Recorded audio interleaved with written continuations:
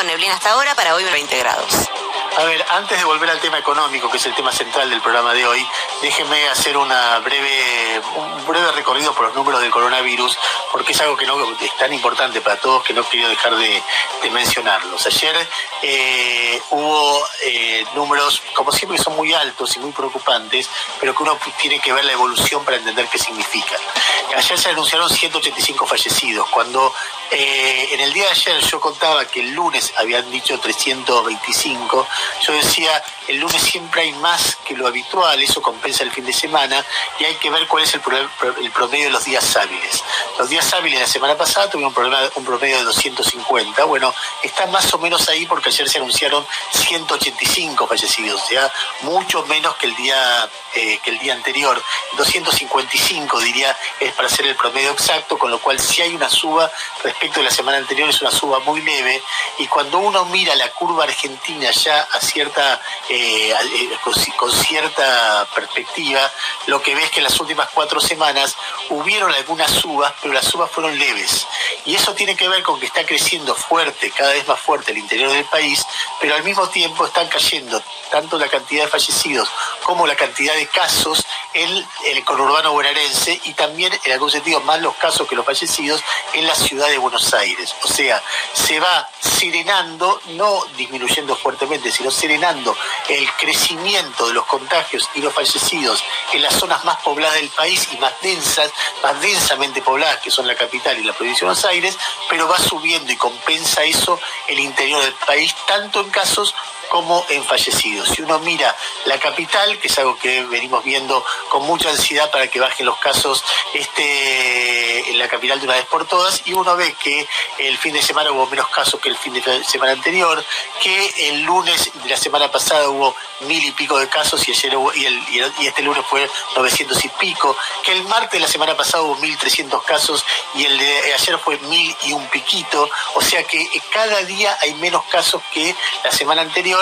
Ya hace 2 semanas y media, o sea, desde el principio de septiembre, que los casos vienen disminuyendo sostenidamente en la ciudad de Buenos Aires, pero ya ha pasado eso otras veces, con lo cual la gran pregunta es si en las próximas semanas esto pega la vuelta y seguimos en ese comportamiento ondular, o si efectivamente en la ciudad de Buenos Aires empezó un descenso más pronunciado que en otros momentos. También sorprende que en el mismo sentido se está comportando el primer cordón del conurbano una vez más, y si uno va lejos, los niveles actuales de capital y conurbano son parecidos a principios de agosto. Subió, bajó más, volvió, pero estamos más o menos como estábamos hace un mes y medio, y eso, mirando la película, muestra que con todo lo que se abrió la ciudad y la provincia, con toda la mezcla que hay, evidentemente eso no está creciendo, y eso es una muy buena noticia porque significa que en las zonas más densamente pobladas del país el sistema sanitario viene aguantando. Uno no puede cantar victoria ahí, pero viene aguantando. En un contexto donde la Argentina sigue sufriendo muchísimo la cantidad de fallecidos por día en comparación con todo el mundo, y que en los días previos a la discusión sobre qué se anuncia el próximo fin de semana, dentro de lo cual cuántas aperturas, bueno, hay un montón de detalles ahí, no, realmente hoy es un día muy cargado y no viene al caso, pero dentro de esa discusión es sorprendente, me sorprendió ayer la declaración de Daniel Goyan, el ministro de Salud de la provincia de Buenos Aires, que dijo que la provincia va a abrir, que siempre era el más restrictivo, va a abrir algunas actividades, dado que la curva en la provincia de Buenos Aires, sobre todo en el conurbano, está más tranquila o está descendiendo. Con lo cual, eso que decían que en la provincia pasa alrededor de 3 semanas, un mes después, lo que pasa en Capital antes, porque llegó primero a Capital, entonces se tranquiliza antes, después se tranquiliza en la provincia y se tranquiliza después, y después va a pasar eso en el interior, eso se viene cumpliendo bastante como uno esperaba. Dicho esto, igual hay que cuidarse, porque lo que significa que se tranquilice en tu ciudad la curva no quiere decir que vos no te puedas contagiar. Te podés contagiar, y de hecho mucha gente se está contagiando, y no es ninguna pavada aunque no te mueras. Ya hay muchos testimonios de gente que te dice, mirá, ya a mí me queda como muy impactado el de Eduardo Feynman, pero hay muchos testimonios de gente que realmente te cuentan lo mal que la pasó, aún curándose. Dicho todo esto, otro tema de la agenda, y antes de meternos en lo económico, está el tema de los 3 jueces que cumplieron roles de subrogantes durante la época de Macri en causas muy sensibles por temas de corrupción. Se llaman Bruglia, Pertusi, Castelli.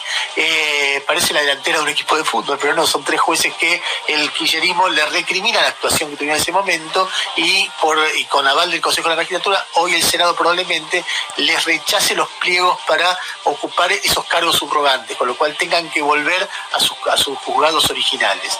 Estos jueces reclamaron ante la Corte, dijeron, por favor, queremos que intervenga urgentemente, porque la Corte había dado un guiño para el traslado original de esos jueces, y la Corte dijo, no voy a intervenir urgentemente, pero voy a intervenir.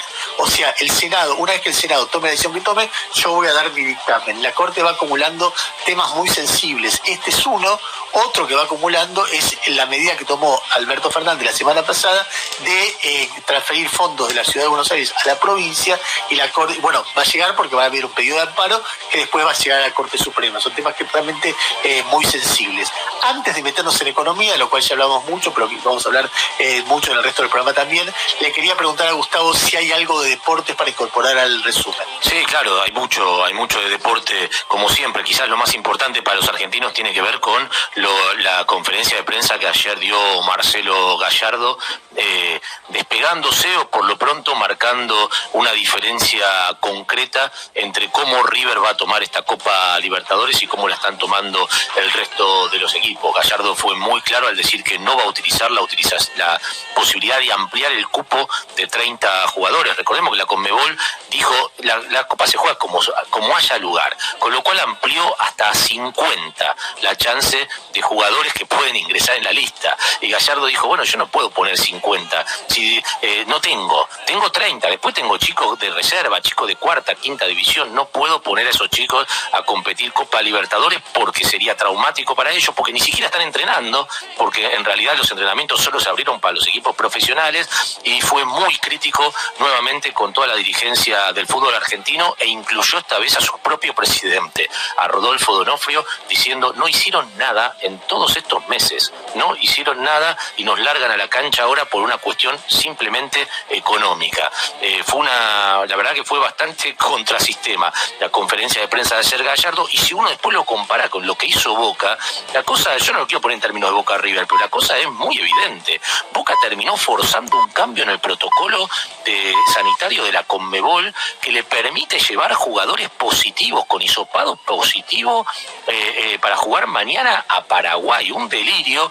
Boca consiguió que aquellos jugadores que pasaron 10 días desde que se enfermaron, y el hisopado les da positivo, igual pueden ir y jugar, porque el cambio del protocolo que hizo la Conmebol 2 días atrás dice, bueno, aunque tengas positivo, si pasaron 10 días, la OMS dice que no contagia, así que entrá y jugá. Es una cuestión realmente muy loca lo que sucedió para el fútbol sudamericano. Así se va a jugar, así empezó ayer ya la Copa Libertadores. Los equipos argentinos juegan desde mañana. Para los que siguen la NBA, comenzaron la final de conferencia. Ayer Miami Heat le ganó el primer partido a Boston, y los Denver Nuggets clasificaron para la otra final, que estarán jugando con el favorito de todos, Los Ángeles Lakers. Y en el torneo de tenis está jugando el Master 1000 de Roma. Hoy debutan Djokovic y Nadal, pero lo importante es la serie de seguidilla de triunfos que tuvo Federico Coria, el que vivió siempre a la sombra de su hermano,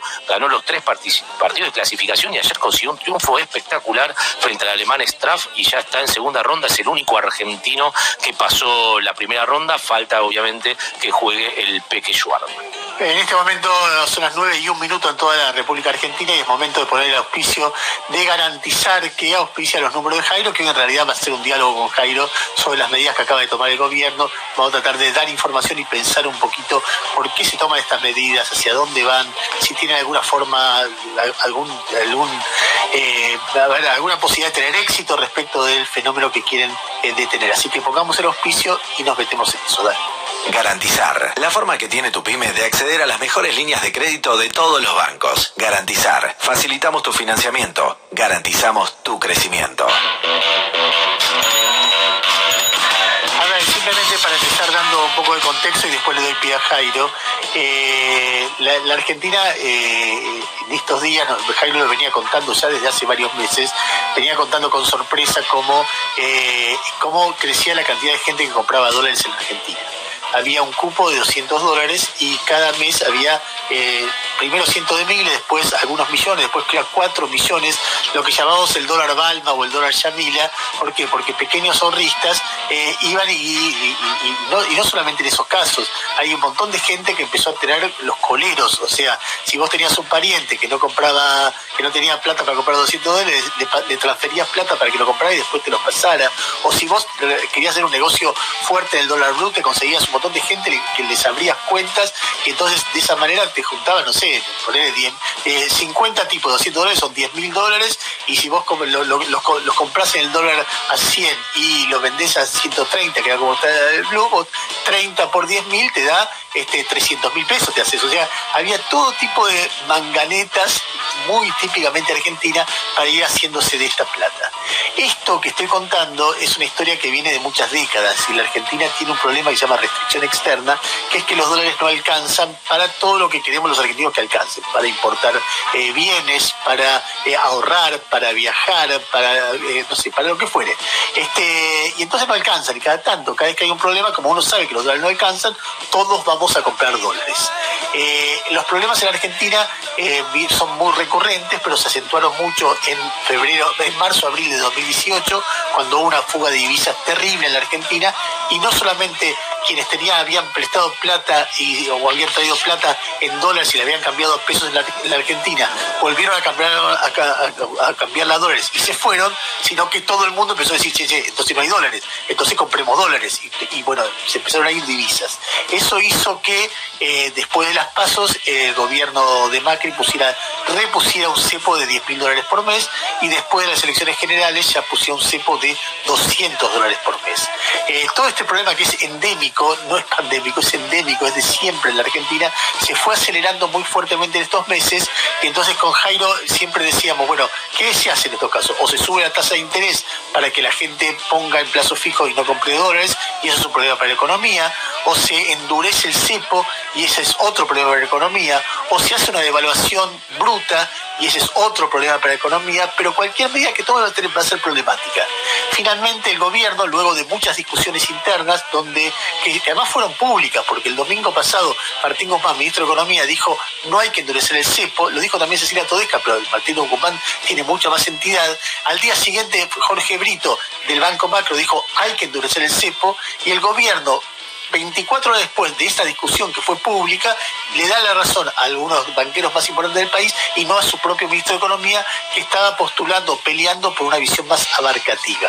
Entonces, en ese contexto que es un contexto desesperante para un país, es un contexto de tengo que tomar medidas muy traumáticas, muy delicadas, muy al límite, porque el país está al límite en términos de reserva. En ese contexto, ayer anunció una serie de medidas, que es lo que ahora Jairo va a detallar con mucho más conocimiento que yo, que tengo una visión más global del tema, y él tiene una visión mucho más precisa. Jairo, dale. Sí, solo te actualizo como contexto que está hablando Miguel Pelle, el presidente del Banco Central, dando las primeras palabras de este nuevo marco cambiario. Dos conceptos, y ahí me meto con las medidas. Uno, respecto de lo que es la expectativa para hoy, dice con el dólar blue es difícil saber lo que va a pasar porque es un mercado ilegal, dice Pelle. También dice el mercado de dólares está sufriendo maniobras especulativas que queremos corregir, un poco para tener la mirada de trasfondo en este momento desde el Banco Central, que ayer en reunión de directorio de martes, ya era una anomalía, las reuniones de directorio prolijamente se hacen todos los jueves, pero en simultáneo con el presupuesto 2021 que era presentado por Martín Guzmán al Congreso, el Banco Central decidió que se le incorpora una retención del 35% en concepto de anticipo de ganancias y bienes personales a las compras que hagas de dólar ahorro o que compres con la tarjeta en divisas. Esto hace que, sumado el 30% de impuesto país sobre el dólar oficial, que te da unos 23 pesos, más el 35% que también también le haces al precio del dólar oficial, que te da unos 27 mangos, todo eso más los 80 que vale el dólar oficial, te da el nuevo valor del dólar ahorro o dólar tarjeta, que está en los 130, 131 pesos. Es decir, se equipara al dólar blue de las últimas semanas y termina con el famoso IFE cambiario, con esa diferencia que hacía mucha gente que compraba los 200 y después los vendía y se hacía de 6 lucas, siempre y cuando no pegue otro salto el dólar blue. Que será lo que tenemos que seguir. Pero esa es la medida concreta del gobierno ayer, con un anticipo de ganancias, te pone el dólar ahorro y el dólar tarjeta en 130, 131 pesos. Ese anticipo de ganancias empieza a regir para las operaciones que son desde hoy, pero dato importante a partir de una pregunta de un oyente. Todas las compras que vos hiciste con la tarjeta entre el 1 de septiembre y ayer, sí te comen cupo de la compra de dólar ahorro, que es la otra medida que se anunció ayer. Vos ayer también tenés al Banco Central diciéndote, cada dólar que vos compres con la tarjeta de crédito, se te resta de los $200 que podés comprar para ahorrar. Si vos tenías el paquete, no sé, de Apple en tu tarjeta, el almacenamiento de Google, que son $2, si entre eso tenías $5, ya no tenés 200 para comprar, tenés 195. Si hiciste una compra grosa de $400, te consumiste el cupo de este mes y te consumiste el cupo del mes que viene. Eso, repito, es la otra medida que yo me quedaba pensando en la declaración de Cecilia Todesca cuando ella dijo, vamos a defender este cupo como sea. Y la verdad que si vos repensás la idea de vamos a defender el cupo, no sé si no nos comimos una amague de que en realidad nos estaba adelantando de que iban a defender el cupo porque le iban a poner más restricciones para que te rija también para el dólar tarjeta. Pero repito, esa es la otra medida importante que rige desde ayer, con todas las aclaraciones que yo te decía. La gente me pide que explique de vuelta cómo especificar Netflix, que en un rato lo podemos hacer, porque Netflix y Spotify son como los servicios originalmente en dólares más populares que la gente tiene en la tarjeta de crédito, y que si vos pedís a Netflix o al procesador de pago de tu tarjeta, te los pueden pasar a pesos y no te comen el cupo de los 200. Las otras medidas que se anunciaron ayer tienen como foco las empresas y el mercado financiero. Para las empresas, que también son las que van a decirle al Banco Central, dame dólares para pagar deuda, y sobre todo si ven venir una devaluación, le piden más dólares para anticipar el pago de deuda. El Banco Central les dijo, mira, como no tengo reservas para todo, yo te voy a dar hasta el 40% de tu stock de deuda de capital, y el resto, el 60% de esa deuda, ya que arreglé con los acreedores y mejoré, dice el gobierno, las condiciones financieras, refinancialo. Tráeme un plan en los próximos 30 días de cómo le vas a decir a esos tipos a los que vos le debes que te lo refinancien. En el gobierno dicen, es un grupo chiquito de empresas. Tenés IRSA, tenés grandes exportadores, tenés un grupo chiquito que se tiene que arreglar cómo financiar, porque yo los dólares se los voy a dar a las pymes para que exporten. Esa es la mirada de fondo de otro capítulo de las medidas de ayer. Y la otra es el mercado financiero, que le dicen a las empresas que tenían bonos y acciones para ser contado con liquidación, mira, no es que te compras el bono y vas y lo liquidás en dólares, te vas a tener que quedar con el bono 15 días. Eso que en la jerga le llaman parking, busca también desalentar la operatoria del contado con liquidación. Mientras que a las personas les dicen, mira, si vos entrás a hacer esta operatoria, lo podés liquidar inmediatamente, y le tratan de dar a la gente que tiene una sofisticación para invertir en mercado financiero una vía de acceder al dólar a 120, 122, que es lo que quedaba ayer el dólar contado con liquidación. Por vía de contado con liqui, un bono, de ahí compras dólares, de ahí compras un bono, después vendes el bono, los dólares van a tu cuenta, los podés vender a 120, 130 pesos. Claro, exacto. Esa es la vía que da el gobierno como un guiño para que haya una vía de salida con esos dólares que la gente ha ido acumulando durante tanto tiempo. Este es el combo de medidas que incluía, repito, una vigilancia total sobre las cajas de ahorro en dólares. Le van a hacer análisis de sangre y orina a los que tengan una caja de ahorro en dólares, sobre todo para ver si reciben ayuda del Estado, y se van a fijar de las cajas de ahorro en dólares. ¿Tenés 2 titulares en esa caja de ahorro? Bueno, olvídate que compran los 2 su cupo cada mes. Van a tener que ir intercalándose mes a mes, porque no les va a regir para los 2 titulares de la caja de ahorro. Y también lo que te decía más temprano del lado de la oferta, le dijeron a los bancos, cuando venga un gran exportador, que así se definen en la nomenclatura, a pedirte un crédito, avísame a mí, Banco Central, que yo quiero ver si ese gran exportador me está liquidando los dólares antes de que a vos te venga a pedir un crédito. Ese es el paquete en el contexto de escasez de dólares, de sangría de reservas y de expectativa por la apertura del mercado cambiario hoy. ¿Qué pasa con el contado con liquidación? Tal vez esté más calmo porque va a haber 15 días sin posibilidad de hacer la liquidación que te contaba recién. ¿Y qué pasa con el de las cuevas? Que ya abrió el paraguas Pelle diciendo es difícil saber porque es ilegal. A ver, te hago una serie de preguntas más allá de las medidas. La primera pregunta que me sale es si el gobierno sabe lo que está haciendo. Y te voy a decir porque nosotros hace un rato, le digo a la gente que recién se engancha, entrevistamos a 3 personas que piensan muy distinto de la economía. Una es Hernán Lester, que es del CEPA, del Centro de Estudios de Política Económica, que es, creo que es Política Económica, pero bueno, no me da la sigla, pero Hernán es un hombre o es una fundación o es un centro de estudios con afinidad con el gobierno. Entrevistamos a Daniel Artana de Fiel, un centro de estudio ortodoxo, digamos, liberal, y entrevistamos también a Guillermo Moreno, que ustedes saben, fue un funcionario muy importante del kirchnerismo, casi, como dicen en algunas facultades, icónico, un tipo que en un momento fue un referente muy querido y muy defendido, hasta que finalmente lo echó Cristina. A mí lo que más me sorprendió, primero me sorprendió que tanto Moreno como Artana hicieran casi la misma crítica. La crítica era: no hay un plan económico que dé confianza. Acá hay un problema de confianza. Moreno lo decía en su estilo: esto es brujería, esto no es, acá hay que restablecer los superávit externos y el superávit fiscal, hay un déficit terrible, etcétera, etcétera, y no hay nada que sea creíble. Y Artana decía lo mismo: si no hay un plan económico que genere confianza, la gente tiene desconfianza, se va a comprar dólares, la gente, los empresarios, los banqueros, los pequeños ahorristas se va a comprar dólares, y entonces esto se va al joraca. Eso es lo que decían Artana y Moreno, de posiciones ideológicas completamente distintas. Pero inclusive alguien cercano al gobierno como Hernán Lester, y eso me pareció muy interesante, hacía críticas que vistas desde hoy parecen de un sentido común que es terrible, porque decía, bueno, si vos vas a emitir para generar el IFE, inmediatamente tenés que hacer lo que estás haciendo ahora, que es prohibir que la gente que recibe el IFE o el ATP se vaya al dólar, porque está generando una tensión, además de la emisión, que es un gran esfuerzo, está generando una emisión en el mercado de cambios. Entonces, eso habría que haberlo hecho.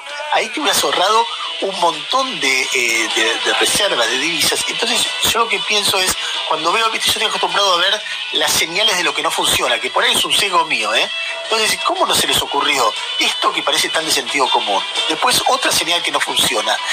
Si Alberto Fernández hace 20 días decía: che, vamos a discutir algo, y finalmente es lo que haces, ¿por qué no lo hiciste hace 20 días y te ahorrabas un montón de dólares?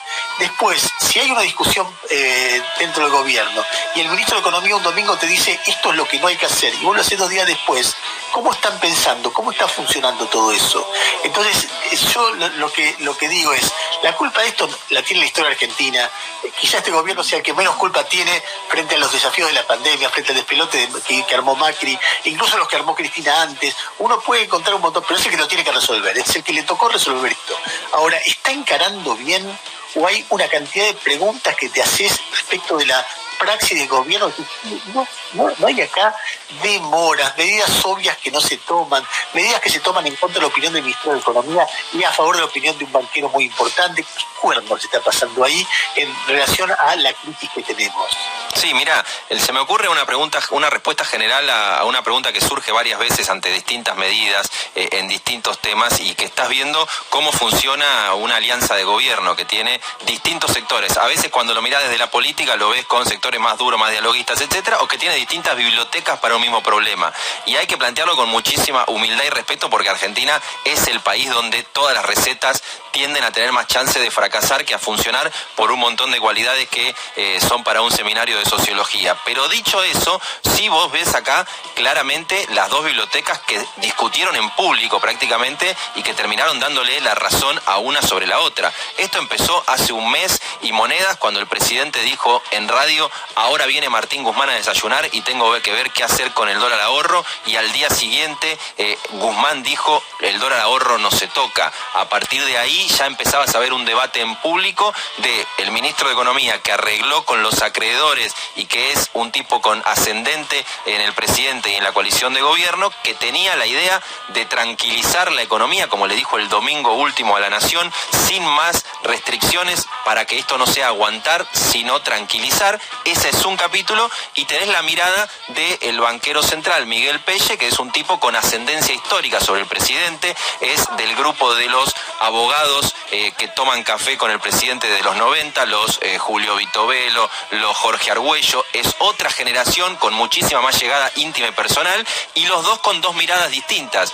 Una que era más de, dame unos meses de Guzmán, ya arreglé la deuda, yo no digo que no se te están yendo los dólares, pero no te pongas nervioso porque se te vayan 1000 palos ahora y 1000 palos el mes que viene, porque entre que llegamos a la cosecha y cambia la percepción de que tenemos un plan, esto lo corregimos.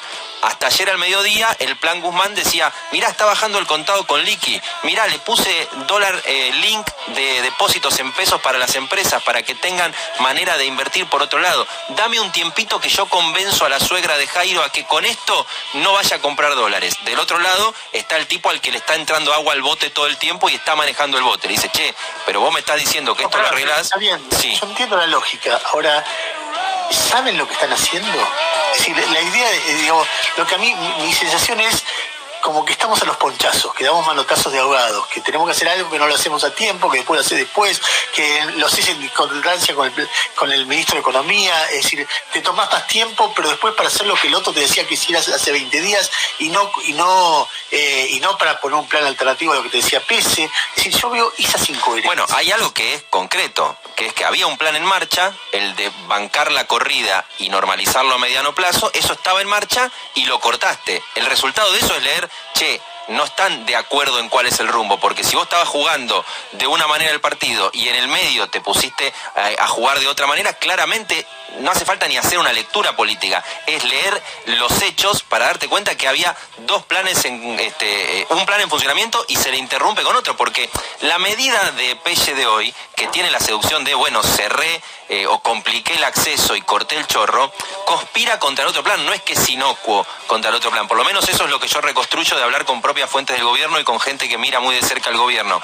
No es que la medida de Pelle complementa la de Guzmán, ese es el principal punto crítico para mí del anuncio del Banco Central y la AFIP de ayer, es que interrumpe el camino de yo esto lo voy a solucionar con un poquito más de tiempo, y tal vez le es contraproducente a ese plan, no es que lo complementa, y ahí la respuesta ni siquiera es de opinión, es sí, hay un problema claramente mínimo de coordinación y que no es la primera vez que se da, pero que acá el interrogante grosso es, ¿y esto qué costo tiene? En brecha cambiaria, en cortar la salida de dólares de la reserva para ahorristas y que pase qué con los depósitos en dólares. Eso casi que uno no lo quiere ni mencionar, pero es el problema latente que tuvo Macri durante su gestión, por ejemplo, a medida que iba poniendo restricciones. Se te empezaban a ir los depósitos, el sistema financiero argentino lo recontrabancó, se bancó una caída de 40% de los depósitos y siguió funcionando, lo cual terminó siendo un gesto de fortaleza. Hacía un mes que habían vuelto a recuperarse los depósitos en dólares y ahora te genera alguna pregunta, brecha con el blue, ¿va a impactar en que la gente se ponga nerviosa y haga otra cosa?